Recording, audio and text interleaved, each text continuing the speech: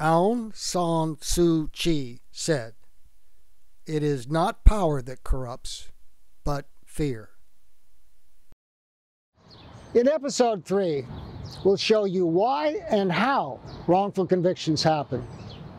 We will see that they are caused by tunnel vision and its perverse byproduct of noble cause corruption.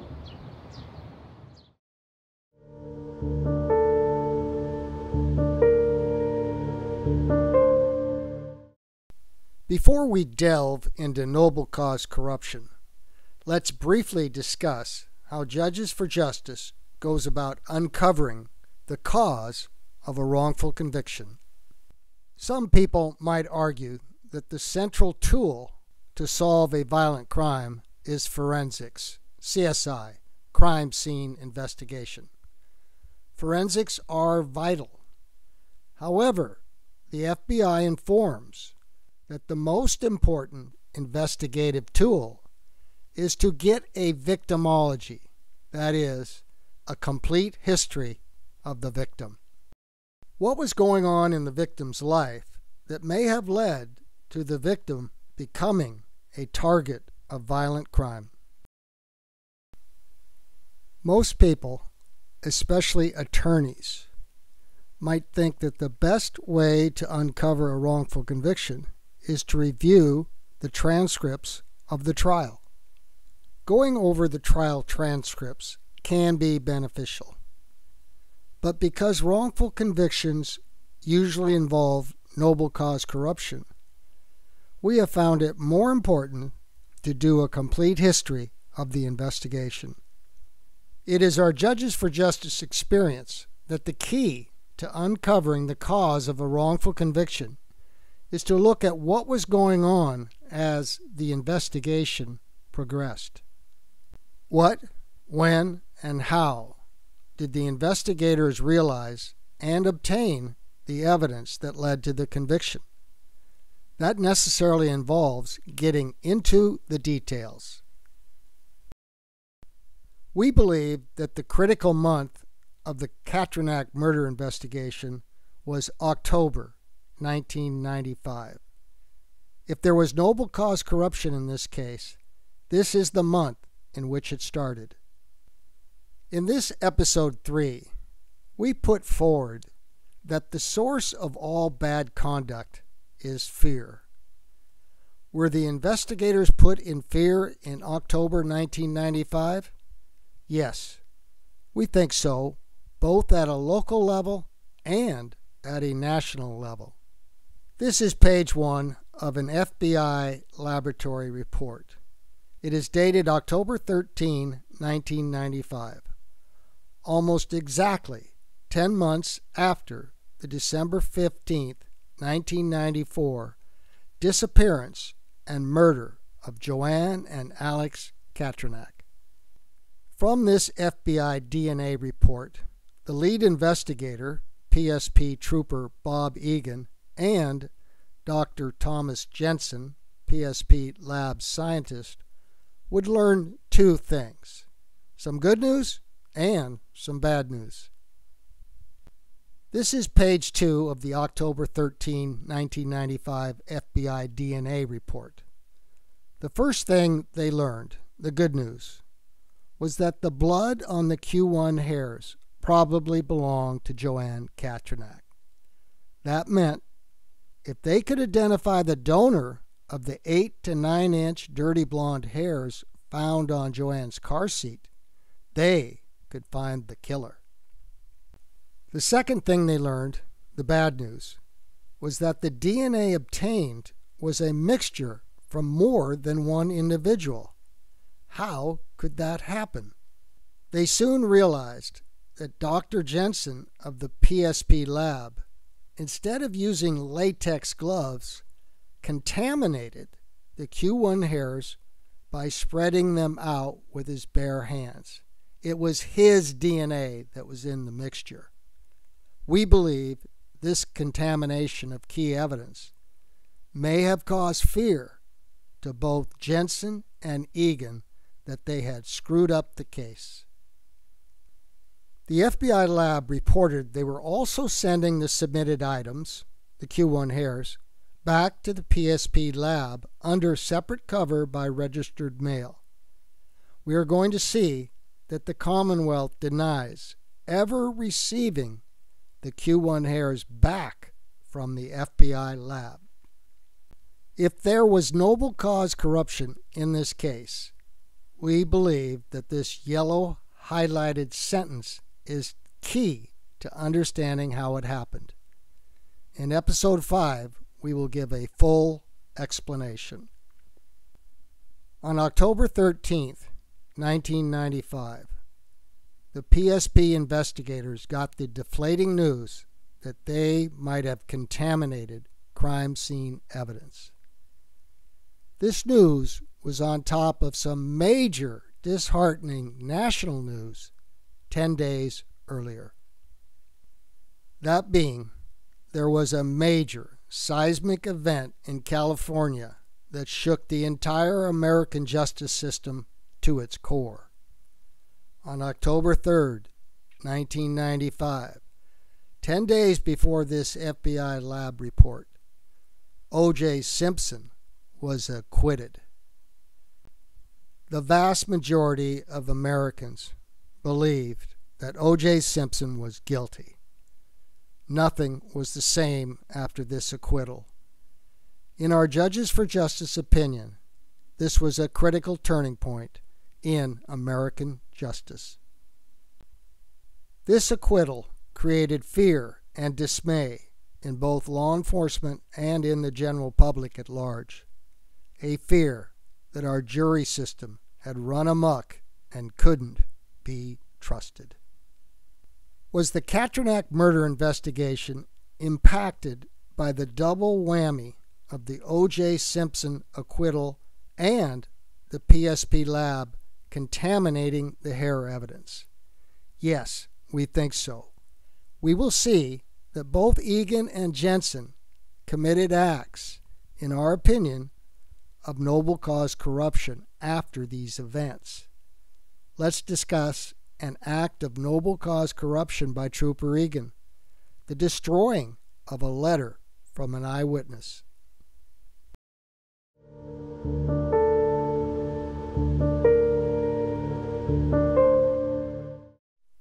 This is a memo from the lead investigator in the Katrinack murder case, Trooper Robert V. Egan III.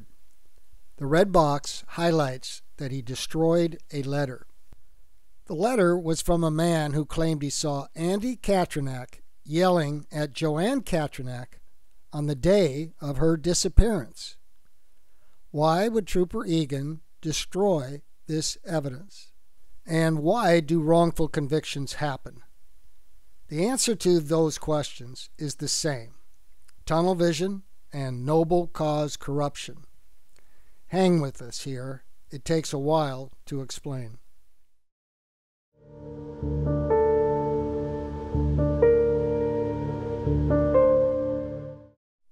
North America is no stranger to wrongful convictions. In 1691 and 1692, 150 women and men were charged with being witches in and around Salem Village, Massachusetts Bay Colony. This is an artist's drawing depicting the hanging of Bridget Bishop, the first convicted witch. In total, 20 innocent souls were executed. 15 women and 5 men, 19 were by hanging. Unfortunately, in the 330 years since the Salem witch trials, we suffer from the same human shortcomings and are still plagued with innocent people being wrongfully convicted. The National Registry of Exonerations is a website that is maintained by the University of Michigan Law School, the University of California at Irvine Newkirk Center for Science and Society, and the Michigan State University College of Law. The website tracks exonerations, cases where a judge or appellate court has vacated the convictions of an innocent person and they have been released from prison. As of June 2023, there have been 3,337 exonerations for serious felonies in the United States since 1989. 136 of those exonerated had been prisoners on death row. If we can correctly identify the causes of wrongful convictions, then we can better recognize those that have happened in the past and help rectify them.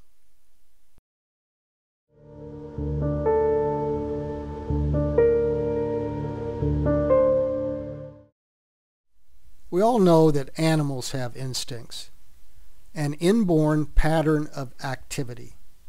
Birds make nests, salmon swim upstream to spawn. Human beings also have instincts.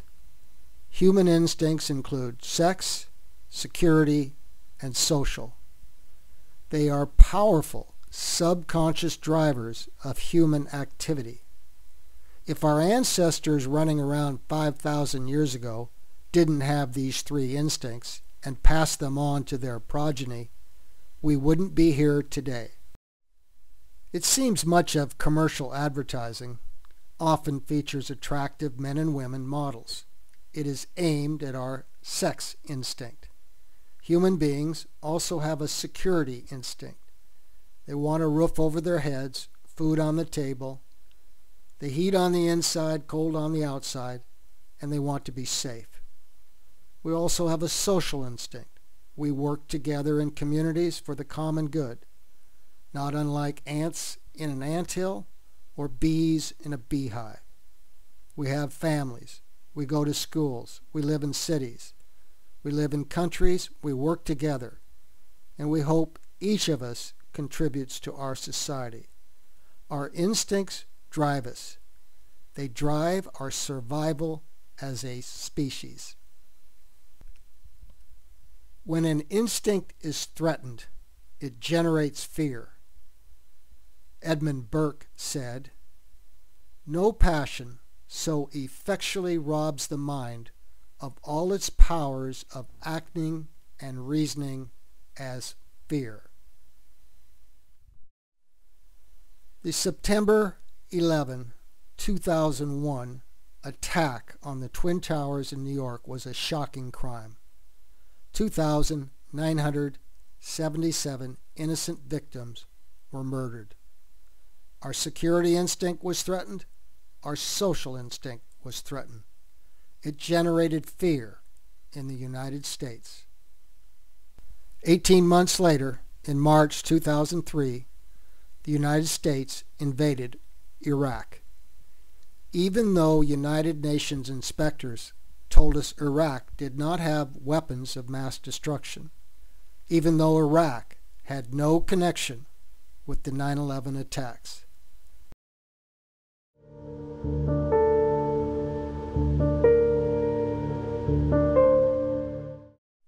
Suppose we hear that two men got into a bar fight and that one killed the other. We don't like it, but we understand it. We say to ourselves, I don't hang out in bars and I don't get in fights.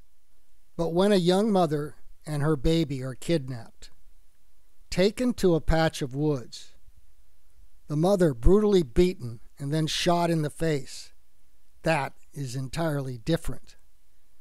We don't understand this type of crime. It is so deviant as to be outside normal comprehension. The appalling crime is a threat to the social and security instincts of the community. It is shocking. It creates in each of us a feeling of fear and a collective fear in the community.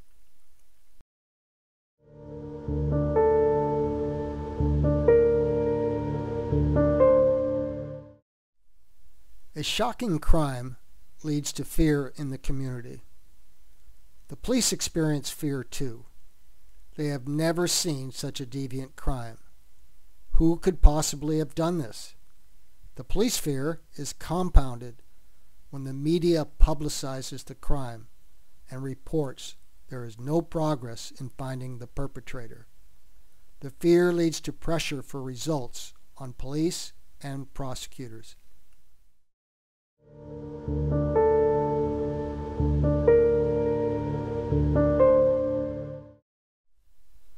The pressure for results makes law enforcement particularly vulnerable to what is called tunnel vision.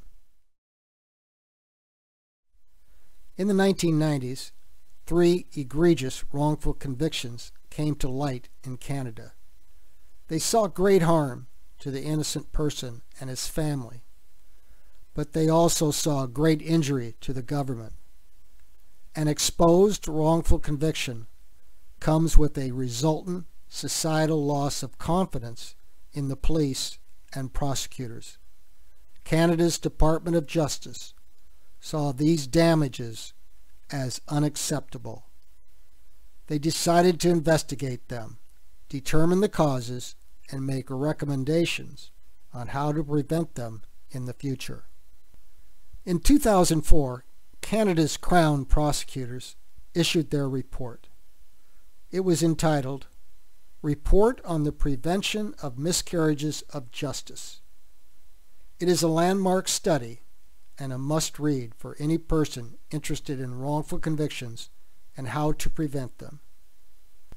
Much of Canada's report centered on how to prevent future wrongful convictions, but they did address a leading cause of wrongful convictions. That cause is called tunnel vision, and we are informed that tunnel vision has a perverse byproduct: noble cause corruption.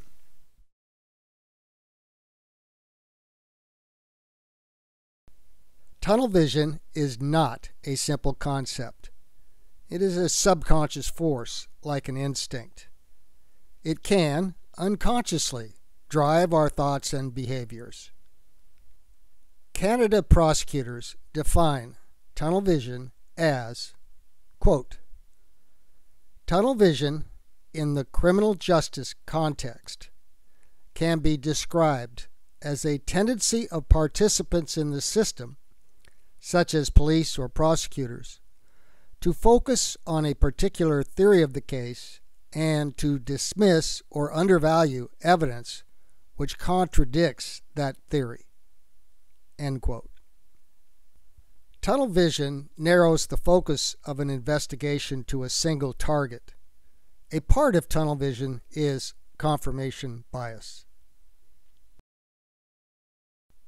Legal scholars typically include confirmation bias as an element of tunnel vision. Confirmation bias goes hand in hand with tunnel vision and is part of it. Canada's Department of Justice prosecutors define confirmation bias as, quote, confirmation bias is a powerful psychological process that causes an individual to unconsciously prefer information that supports a conclusion that they have already settled on, and to disregard or be overly skeptical about information that contradicts that conclusion. End quote. Confirmation bias is a powerful subconscious force. In 2019, I lectured in Seattle. Here is a segment where I discussed confirmation bias. When a human being has a problem, and then they come to an answer, a solution, they form a subconscious, the key here is it's subconscious, we don't even know it's happening, bias. They form a subconscious bias for their answer. They see evidence, no matter how remote or sketchy, that confirms their bias, confirmation bias. They reject evidence, no matter how probative that is inconsistent with their bias. An example, think about the car you're driving. At one point in time, you had a transportation problem, and that car became your solution. Ever since you have bought that car, you see your car, make, model, and color everywhere you drive. It's a subconscious thing. We don't even realize we're doing it till it gets pointed out. Now, if you take the underlying problem and make it a horrific crime that is gut-wrenching, the confirmation bias becomes, tunnel vision becomes absolutely blinding to the police, the public, eventually to the jurors.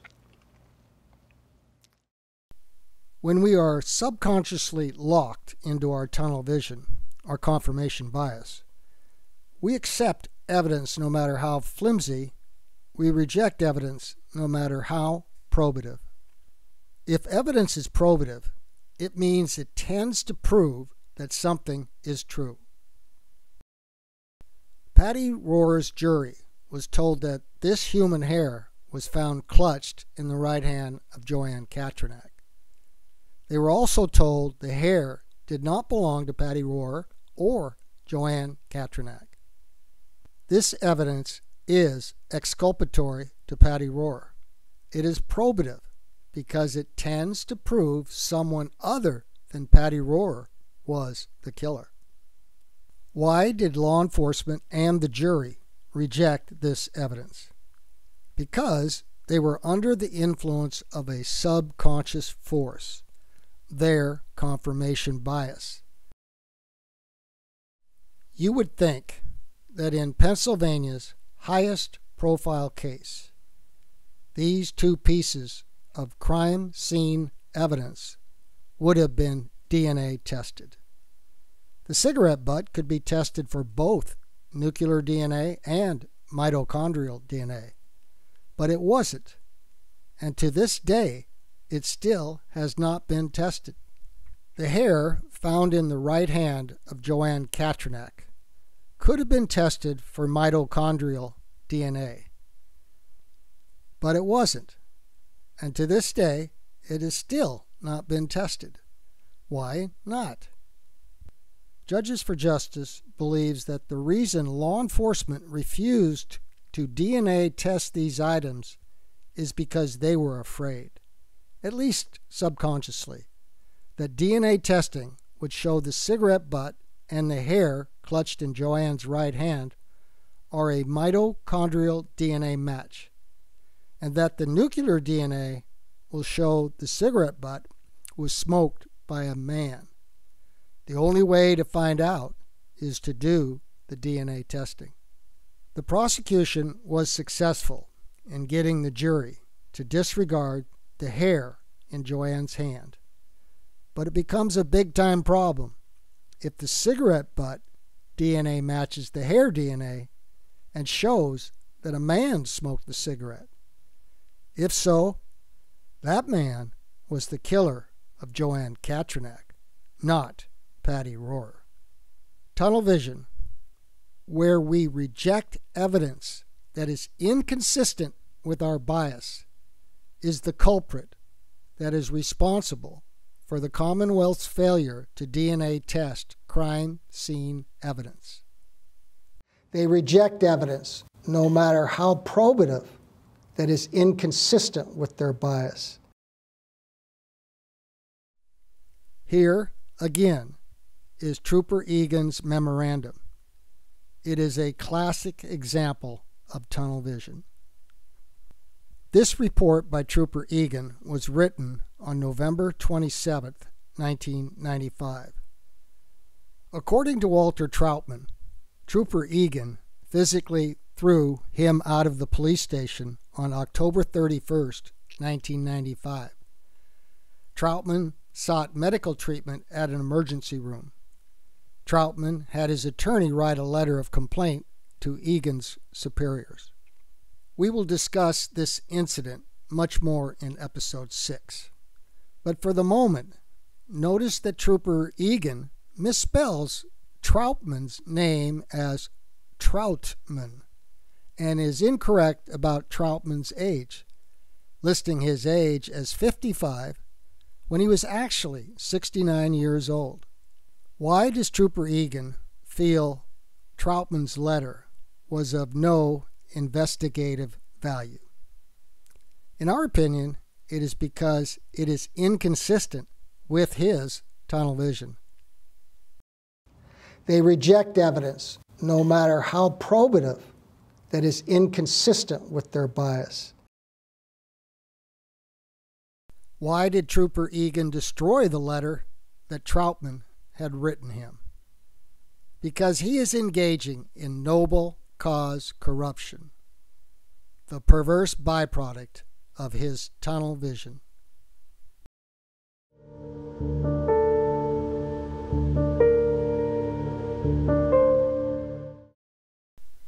The Canada Report on the Prevention of Miscarriages of Justice informs that tunnel vision has a perverse byproduct, that being noble cause corruption. I explained noble cause corruption in a June 2019 presentation in Seattle. Tunnel vision confirmation bias has what the Canada Report calls a perverse byproduct. Perverse byproduct, that's not good. So they call this perverse byproduct noble cause corruption. Police and prosecutors are on a noble cause. Get this deviant killer locked up and make our community safe. This corruption, the corruption can best be described, it's not bribery, it's an attitude of the end justifies the means. It's an attitude of we know this SOB is guilty, we're going to do whatever we have to do to get him locked up. Did Trooper Egan engage in noble cause corruption? Of course he did. He admits he destroyed a letter from Walter Troutman, a letter that had drawings of the man and woman Troutman saw on Lloyd Street having an argument. To Troutman, the man and woman looked like Andy and Joanne Katranak.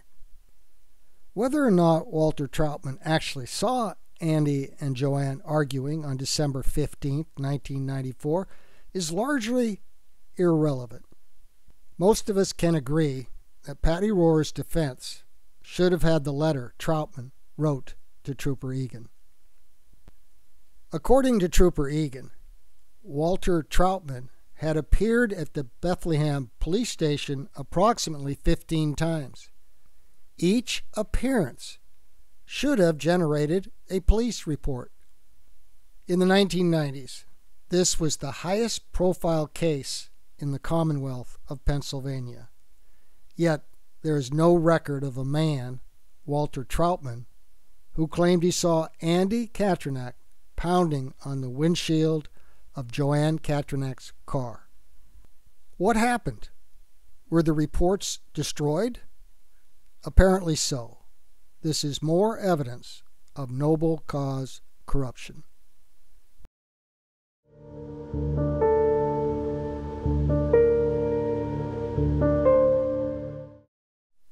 As we mentioned in episode 2, in Patty Rohrer's 1998 trial, Dr. Thomas Jensen, the Pennsylvania State Police lab scientist, stated that the torn-off fragment of a fingernail found on Joanne's chest belonged to Joanne herself. He gave no rationale for this opinion. However, in August of 1995, 2.5 years before the trial, Dr. Jensen had the opposite opinion. He believed the torn-off fingernail belonged to someone else. Dr. Jensen explicitly ruled Joanne out as the donor. This is page 1 of Dr. Jensen's August 24, 1995 laboratory report. Please note paragraph 5. The fragment of fingernail found on the upper chest of Joanne Katranak. In addition, see paragraph 8 regarding evidence from Joanne's right hand and item 12, fingernail clippings from Joanne's right hand taken at autopsy. This is page 2 of Dr. Jensen's August 24th, 1995 PSP lab report. In the bottom paragraph 5, Dr. Jensen reports he compared the fingernail found on Joanne Katranak's chest with the fingernail and fingernail clippings from Joanne Katranak's autopsy, items 8 and 12.